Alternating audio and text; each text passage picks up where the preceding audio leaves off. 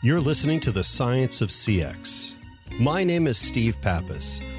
I'm known for my relentless pursuit of all things customer. Across my career, and also in my 6 startups, I've had to learn how to make decisions in business that customers really respond to.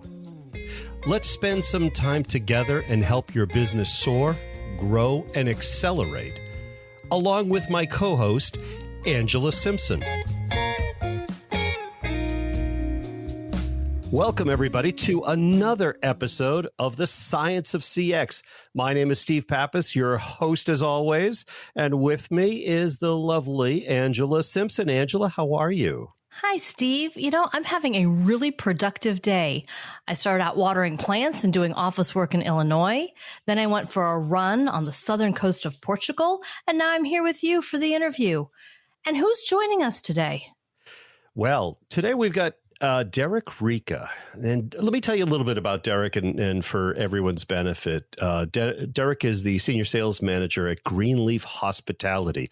And you know how we've tried to cover a lot of different industries in all of our episodes so that folks get a very broad perspective on how different businesses are being affected during this time, especially how they're looking at customer experience, customer service, and how they've gone into the crisis and how they're coming out of the crisis. But maybe give you a little bit of Derrick's background, just so everybody knows. Derrick's a 25-year veteran of the hospitality industry and has always been had a keen interest in how to bring a sincere smile to his guest's face. Outside of his daily work life, he avoids rust by coaching his 2 sets of twins in baseball, basketball, football, and watching his daughter participate in theater. That's 2 sets of twins? That's a handful right there. Oh, wow. He's worked with many area nonprofits and corporations on improving their customer service process and overall customer experience. So he's great in our books because we're definitely all along those same lines too. And he's got strong ties to his home in Kalamazoo, Michigan, as he currently sits on boards of directors for the Friends of Western Michigan University, the Kalamazoo Juvenile Home Foundation, the Gull Lake Youth Football Association, and Derek Jeter's Turn 2 Foundation. Derrick has been humbled to be named to the Meetings Michigan Magazine Hall of Fame as the Supplier of the Year in 2011. Was also awarded the Star Community Leadership Award from the Kalamazoo Gazette in 2004. I am looking forward to this. Derrick, how are you? Very well, Steve. Thank you so much. And hello to you, Angela, as well. Hi. This is great. Well, it will be great to get a different perspective because we have not spoken to anybody in the hospitality business recently. So I've got a few questions for you, Derrick. If you don't mind, I'm gonna start firing off some of the things that we like to cover off. So our listeners really understand what's going on in each type of industry and brings them up to speed on what's happening. So maybe first you can give us a little sense of the brands you deal with and you have under the Greenleaf Hospitality banner. So in Kalamazoo, Michigan, it's a very small hospitality company. We have a Radisson Hotel, which has won Radisson Hotel of the Year a couple of times here in the last 5 years. So it's a very nice property. And then we also own a couple of ice arenas that are in town and some restaurants. So it's a pretty encompassing. When you talk about hospitality, it covers all the areas with having restaurants, having obviously the ice arena and sports teams, and then the hotel itself. So it's a little small company, but it's full of really good people. Well, it sounds like you've got a lot to deal with. So from your perspective, I mean, how have you been doing with, keeping your key employees engaged during this time, during this pandemic? So it's very interesting. We're lucky. We have a wonderful ownership group. And our ownership group from day one is paying every single employee that we have and not at a reduced rate, at their full rates. And so that's a lot of employees in this area that have been, fully kept on, even though there's a great deal of them that haven't even stepped into their place of employment for a while because we've been on stay-at-home orders. So for us, the group that I work with, we do calls every morning. We do a lot of, we've done some really fun things too. We've gone through and done scavenger hunts. We've gone through and done virtual escape rooms. So we stay connected by basically most of the world as they're doing with Zoom meetings or with, the various other types of platforms. And there's been a few times where we've kind of gotten together as a group as well now that, the ban in Michigan has been lifted. So it's been hard, but it hasn't been impossible. That's great. Have you had any issues with employees not wanting to participate? We did with our group, there's about 11 of us that are consistently together. And we actually went through and did a large discussion on change. And we went through learning about the change cycle and how people deal with change. And so that was very helpful as a group because there were times where, some of my coworkers were really, really down. And, it ebbs and flows and everybody has different living circumstances. And so for us, it's really been interesting because there are some days where one of us will be really up and then on another day, one of us will be really down. And it's just really respecting that and understanding that everybody's going through something during this. And I think through our team, we've really gained a boatload of empathy through this whole process. So for us, we feel like, this has been terrible, but we're coming up roses on the other end because we're able to really communicate better as a team. Interesting. Well, let's maybe bring it back to the hospitality a little bit. Any thoughts on what any of our listeners that may be in the hospitality industry or related or suppliers of the hospitality industry should be planning for? I mean, how should they be preparing now that some things have been lifted in some of the states? And how should they be reacting and planning right now? In our state, obviously, we're one of the very last states to get the free and clear. So we've been able to extrapolate things from other states of what other groups have done. And then we've sat down as a team and talked about how do we make this a really safe experience for our guests coming in. So we went through as a group and said, hey, these are our non-negotiables. Currently, right now, everybody that's working is going to be wearing a mask. We're going to go through and require you to wash your uniform every day. You're going to have to go through and you're going to have to get a checkup of some sort and go through an online screening process 2 hours before you report to work. And then in the hotel itself, it's always changing. But the one thing that we've really realized is you have to make it easy for the guest to feel comfortable. So there is a lot more signage that's required. There's a lot more over communication. There's a lot more hand sanitizing stations. There is plexiglass up at the pods where people check in. I mean, there's so many changes. I mean, it is mind boggling the amount of time and effort that good hotels are going to have to put in to really make it a great experience for your guest. Wow. I mean, I guess if we're thinking about the experience, how to make sure that the guest still has that great experience. But are you also doing things to make sure that the guests all show up too? Right. In the grand scheme of things, what are your thoughts on how this will turn around and have the people coming in? Our families deciding to take those trips. I mean, any data or anything that you've found or you're noticing on those things? So for us, it's still really too new to really tackle that 100%. But on our end, what we have found is, the northern part of the state has been open for a little while. And that's also, too, where a vast majority of the people go on vacations and such. So we are in constant communication with them, asking them like, okay, how are things going? And we've picked up little things here and there to understand what families want or what people that travel want, and trying to know so that we are proactive rather than reactive in setting up areas so that when they come to the hotel, they're not asking questions. They understand that, oh, okay, this is easy and this is how I do this. And if I need this, I can get this. But I mean, there's so many differences, Steve. I mean, it's mind-boggling too. I mean, it's just there. I walk into the hotel and you see people with masks. Then you walk in and you see people that don't wear masks. And then you see people that are in huge groups and there's no social distancing. And so, for me, it's a challenge because you're trying to keep people safe, but you have some people that are just very cavalier with how they approach things. So the idea is trying to figure out how to make it comfortable right now for everyone. So there's a lot of conversations that you have to have up and beyond the normal.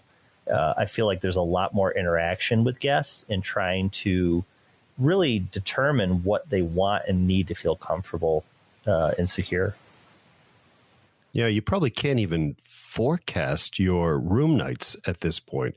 I would imagine some of the models are probably out the window for the time being. It is really a challenge. We have a great revenue manager in our hotel, and she has done some great things for us for a number of years. And the last conversation that we had, all she did was laugh the whole time, because it really is like nothing you have ever seen before. There's nothing that you can go back on in history and say, oh, yeah, well, it might happen here. We might be able to do this. So, yeah, it's a challenge right now, really trying to figure out what's going on and how do you set rates and, how long do we need now to clean guest rooms in between, guest visits. And so it's just now to make the experience what it is, you really have to show a great deal of transparency, which in the past, some hotels have not done.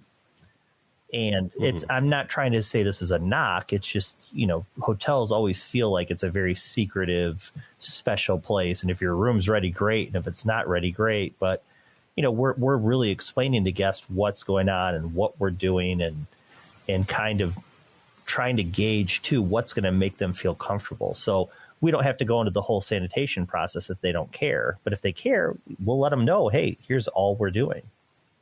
Yeah. How is it going to affect the actual nightly price? I mean, because you guys are going to have to incur more costs to keep up with the levels that you need based on, what has happened. And that's going to affect price at the end. So you might have to explain some of that out, right? Yeah, and that's something we've talked about. And, I've been on a number of different webinars that have talked about how consumers ultimately are going to feel the price of various things. And for us, especially if we have large conventions that come in, a lot of the planners of these conventions are expecting that we're going to absorb some of the cost. They're going to have to pay for some of the cost. And ultimately, their attendees are going to have to pay for some of the costs. So, right. It's one of those things where it's not a perfect situation where we're not like, hey, we're going to have to increase by 3.5% or whatever it is. We're trying to go through and figure out, okay, can we get back up to the levels that we're used to? What do we have to do with staffing? And does staffing look completely different? Do you have people now that their primary responsibility is completely different than it was, 2-3 months ago? So our company has always been good about really changing and evolving. So the way that things are headed, as I said, with having good people, Steve, it makes a huge difference. I've been with the company for, close to 20 years. And when I first started there, we did not have the talent that we have now. And I think about when I started, if we had the same group, we would not be able to do all of the metamorphosis that we've done. So for us, like on our end, I think with having good people, especially smart people, that you're able to kind of work with and ask questions about. I mean, we had one of our coworkers today was talking about how she witnessed, any high touch areas. How do you make them not high touch? Well, she saw a machine, for our parking, you have to go and pay through a machine. So she saw in one of the machines where they actually had Q-tips. So you didn't have to touch the machine. You grab a Q-tip out of this thing and then you touch the screen with the Q-tip. And, for us, we thought, gosh, it's a great idea. So we're always trying to find and locate ways that we can make people feel comfortable. That's great. Have you been doing any scripting or role playing for some of the situations as you're starting to see families coming in? You mentioned that already you've got some guests that are really actively practicing their social distancing, and then you're running into large groups that aren't doing it all. So what happens when family A complains about group B? So, yes, it's one of those things where it is very hard because, as I said, we're transparent. So it especially when you have one person at one pod and one person at another, you're going to listen in on their conversation, whether you want to or not. And so, yes, so there's times where we do have to have difficult conversations in regards to, yes, we're going to make sure your experience is what you want. And so we've explained to guests that are uneasy that we want them to talk to us. So one of the cool things that our hotel implemented is that we actually have a texting system where you can just text the front desk instead of having to call or having to do what. So that's another comfortable situation for somebody that may not have, or they may have a little anxiety picking up the phone to talk to somebody. So for us, what we're trying to do is create more touch points for them. And whether it be, through text or through calling or through asking or stopping and asking, we have a lot more staff that's present now, obviously, because we're going through and sanitizing the lobby and such. But, there's more people that are in and around. And so we do that on purpose, carry a little more staff than we probably should, just because we want to make sure that we are getting ahead of somebody. And that's the whole thing with hospitality. If you do it correctly, the only thing that you want to do is you want to make that guest feel comfortable. And that's it. So we're trying to do every measure to make that experience a experience of comfort, even during times where there isn't a lot of comfort out there. Great. Dennis, I'm going to end right there for the time being. We're going to have to take a quick break, and we will be back and talk a little more about the customer experience and how customer service will be changing. So just now, a little word from our sponsor. Panviva has 25 years of empowering customer service, and we have deep expertise in how people actually use information, from our roots in learning and performance. We offer accurate, consistent information on demand to every channel. Most relevant knowledge at your people's exact moment of need. Integrated, streamlined internal processes. Systems that deliver memorable and remarkable customer experiences that boost customer attention and loyalty every time. Knowledge that extends across your entire digital landscape. To learn more, visit Panviva at www.panviva.com. And we're back. We've been talking to Derrick Ricca about the hospitality business, and we've got a few more questions for you, Dennis, if you don't mind. I was thinking that in one of the recent talks, I think it was when you were talking about learning how to recover better than your competition. I'd like to come back to that, and maybe you could elaborate for our listeners what that really means and clarify it a little bit.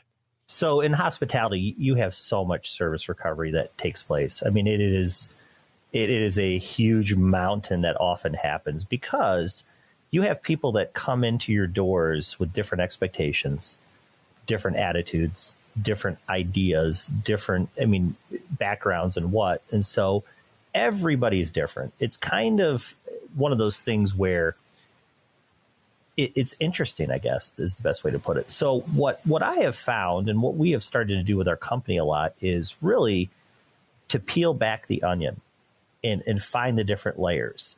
So we're very good at looking at all of the data that we've received and all the metrics and say, okay, this isn't working. How do we fix it? So that's great. That's one thing about our company that I have always loved, is that we are always willing to make it so that we are better every day. Now, you have all that in place, but one of the things we really started looking at was why?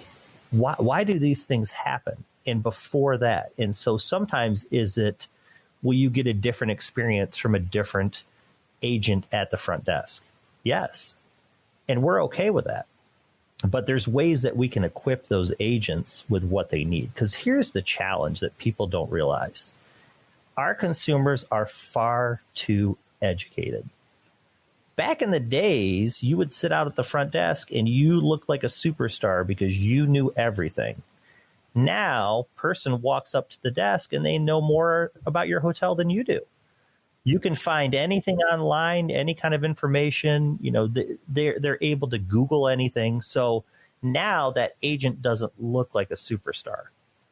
They just look like an average. Yep, they know just as much as I do. And sometimes there's even times where our agents have to Google things. So the way that we look at it is, how do we now know this? And how do we get ahead of this just a little bit? And how do we really, again, look like superstars? So instead of focusing on what do we always need to fix, we now start to focus on what can we do that we do good and make it a little better. And then that leads us to where our strong points are and really focus on those. And then where we're deficient at, the deficiencies become a lot less, because the guest is now a lot happier because they're not having to wonder about things. And a perfect example, and this is hard to kind of grasp if I don't explain it, but we had a guest that came in and they were frustrated, simply just frustrated because they just did not know what to do. And it made sense because the way that our hotel is designed, there's a lot of different winding passages. There's a multi-tiered lobby. You can valet park or you can self-park. So there's not just a one entrance to the hotel situation. So what we did is we backed it up and we looked at, okay, if I'm coming into the hotel, here are my spots I'm going to come in. How do we make it so when they come in and they're nervous or they have questions, they can ask this or look at this before they actually have to interact with somebody?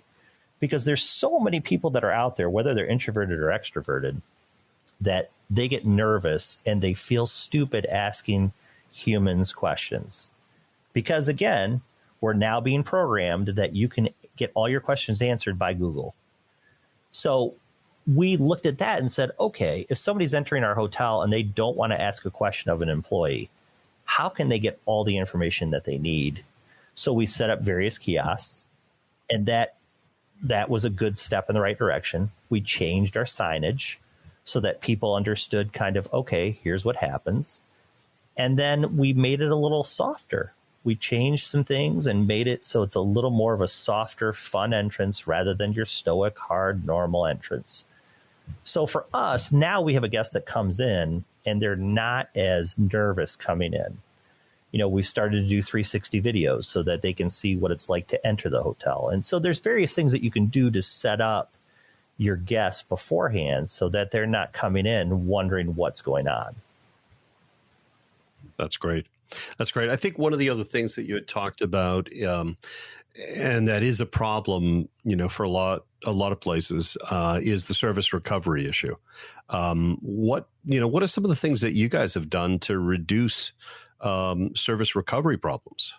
Well, we are honest with ourselves. It's been one of those things where in our company, many, many moons ago, the word accountability was like a bad word. Like everybody hated it. It was always somebody else's problem. And when we change that mentality where it's like, hey, listen, we all mess up from time to time, and that's okay. We just want to figure out how to fix it moving forward. So for us, what we do is with our service recovery is we generally talk about it. So it's one of those things where we're not trying to point fingers and say, gosh, this person really messed up. What we're trying to figure out is how do we catch that the next time so we're not in that situation? And there's been a few times where we have talked about things, and I'll give you a really great example, which really is a kind of a sucky story. Right. And maybe you could also, for the people that don't understand service recovery, maybe also define it for them too. Yeah. So basically, service recovery is anytime that you fall short on service, you then have to recover by making it up to them or going through and providing them with that, oh, I'm sorry, and on top of instead of but. So with service recovery on our end, a lot of times you're either taking money off a bill, you're, providing them with something that they want or need. And service recovery sometimes can be tough and expensive. All of our employees are empowered to do what they need to do to make the guest happy. So on our end, that makes it a little easier. But the whole idea is we don't want to be in the service recovery business, because if you are really good at service recovery, that also means you're not very good at making the correct decisions from the beginning. So there's always got to be loopholes. Now, you're going to, no matter what, you're going to have some service recovery because, as I said, everybody's different expectations. You may have a slight problem, whatever it is. But, for us, we really want to get ahead of that where we're setting up, and that's where the experience comes in. If you set up the correct experience from day one for that guest, your chances of having a service recovery go down exponentially.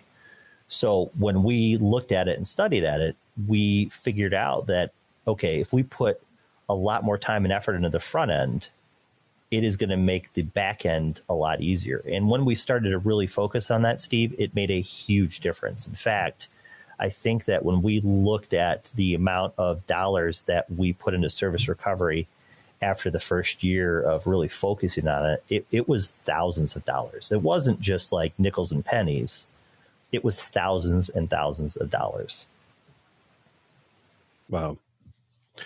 I guess if I think about it, I historically would do 100 to 125 hotel nights a year in my travels, in my speaking, in that. And I just can't imagine what it's going to be like when every place throws the switch and is welcoming back their customers. I hope it moves very quickly. I hope people feel safe, and they should, because every company that we've talked to, including Derrick today, has talked about the lengths that they're going to make their customers safe. And as everybody knows, the brands and the companies that we bring on this podcast, we've talked to, and we have seen and asked a lot of questions of them, even before we do our recording, that they're doing a lot of things to keep moving the needle for the customer's safety, but also for their experience, because all of that is being affected. So, Derrick, our last question is: how do you feel prepared to, for the next number of months here? And I know there's no manual, and I don't know if anyone feels prepared, but how do you know when you're really ready to go full steam ahead? That's a good question, but I'll tell you, I think we're already in the full steam ahead mode. Okay. And for me, what that looks like is you're not, just like you, Steve, like I traveled a couple weeks ago and stayed in a hotel and I felt comfortable, but, I've already experienced and watched some people that don't feel comfortable. And those are the people that I just want to make sure that they feel good about traveling, because it's one of those things where everybody has a different level of frustration, or they have a different level of how they feel, or anxiety, or what. And I want those people to know that, there are a lot of people that really care about this. It's not just, okay, we have to do this. As I said before, the team that I work with, there is so much care and love and empathy that takes place that it makes it easy to want to do things. You know, these are big changes. These are big, big changes, and people don't feel comfortable all the time with them. But there's also people that they're completely freely traveling. You know, I have a friend of mine that, you know, he's on planes. He's ready to go. Everybody's ready to go. And so for those people that are really getting back into the swing of things, we want to be ahead of that. And as I said before, with having all of our employees job security, you know, we don't have to retrain anybody. We don't have to do anything and get us back up to speed. Like we're there. You know, the only difference is there's been a few of us that just have not been in the hotel a lot. So that's going to be different when you're back in the hotel and you got to dress up again and you got to iron your shirts and all that. So, you know, that's going to be, I think, the biggest change for people. So, well, I tell you, Derrick, you're giving me hope. We had our trip planned for the end of April. We pushed it back to mid-August. And I'm one of those, I haven't gone very far. I get to the grocery store and back. We've still done a lot of strict shelter in place in our area. And I really appreciate the time you've taken to talk to us today. I hope there are an awful lot of hospitality leaders across the country who are taking this as seriously as you are. So by the time everyone reaches a comfort level at choosing to go out, there is a wonderful experience waiting for them. I would agree 1,000% with that statement. I mean, you could not have hit the nail on the head any better with that. I mean, for me, as I said, I feel like there are so many people that are really taking this serious. They understand that there are people that, you know, for me, I've only seen my parents a few times because, you know, my mother is high at risk. And so I think that everybody's been affected some way or another. And whether it be business wise, family wise, friends wise, you know, and I think that people really just want to get back to normal. And I think people want to, they want to go to the store again. They want to purchase things. They want to have experiences with their families. And it's hard. I mean, yeah, there's a lot of us that have delayed our summer vacations, or in our case, you know, spring vacations or some, you know, spring break vacations. And so, yeah, I think that, you know, I'm looking forward to see how things go. I think people really are taking this seriously, and that is a great step in the right direction for me. That's great. Well, Derrick, this has been a great conversation. I thank you for coming on and lending your expertise and your thought leadership to our program. And I do wish you the very best moving forward. You know, I'm sure that the hotel will bounce right back, as well as all of your brands. And please stay safe, stay healthy, and thank you for joining us. Thank you, Steve. And Angela, have a wonderful time on your vacation. Thank you, Derrick. Great. Well, that's another episode of The Science of CX. I'm Steve Pappas, your host, and with me, as always, is Angela Simpson. And this has been great. Angela, how do we end this? I think we end it looking forward to our summer vacations. Absolutely. I could drink to that. I think that's a great idea. And hopefully everybody still feels confident and comfortable with what they've learned today, as far as how the hospitality business is really stepping up to the plate and making sure that not only your safety is top of mind, but also your experience. Well, thank you, everyone. And we'll see you on the next episode of The Science of CX. Take care. You've been listening to The Science of CX. My name is Steve Pappas. I really hope you've enjoyed this episode. And if you have, the highest compliment that you can give us is to subscribe, rate, and review The Science of CX. Thanks, and we'll see you in the next episode.